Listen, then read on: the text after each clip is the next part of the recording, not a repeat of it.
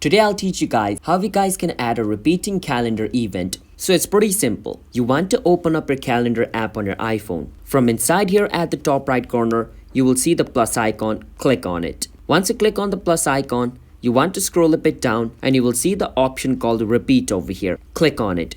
Now over here it's going to give you all the option. Do you want the event to be repeated every day, or do you want it to be repeated every week, or every 2 weeks, every month, or every year? You can choose the time period over here. But if you want to set a custom time, you want to click on custom. Once you click on custom over here on frequency, you can choose daily, weekly, monthly, and over here where it says every, you can choose whether you want it to happen every day or every 2, 3, 4, 5, however much day you want. You can select the custom time over here. After you select the custom time, it is going to be added, as you guys can see.